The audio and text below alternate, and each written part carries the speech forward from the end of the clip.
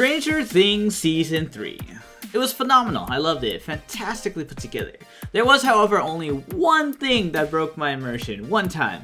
I'll try to explain things without giving away as much as possible. There was a scene in the series in which two characters end up having to fight two other dudes. In one of the particular scenes in this scenario, one of the bad guys brutally knocks down one of our beloved characters to the ground. Oh no! The attack was vicious and practically debilitating. The bad guy irrefutably won this scenario. Not only was the bad guy stronger and lacking any empathy to bother to hold back any punches, they were standing and our beloved character was on the ground. All the baddie had to do was finish him. Now this is the part that makes no sense from a combative standpoint. The easiest, simplest way to finish our young hero would be to stomp on their body. Utilizing the attacker's full body weight, this would have had devastating effects and probably would deal lethal damage. Unless our young hero learned jujitsu or how to properly defend stomps and kicks,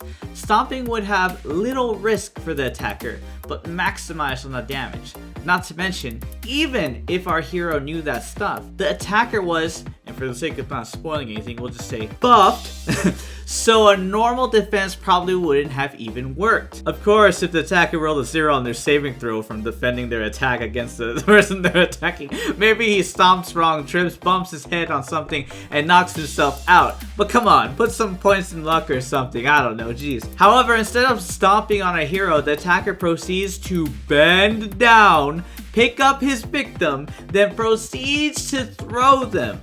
Why? This not only is a waste of energy, is super inefficient, and gives our hero a higher chance of defending himself, it also doesn't do any lethal damage, unless the hero hits their head when being thrown.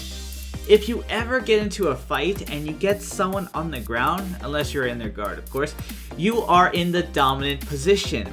Don't pick them back up. That makes no sense.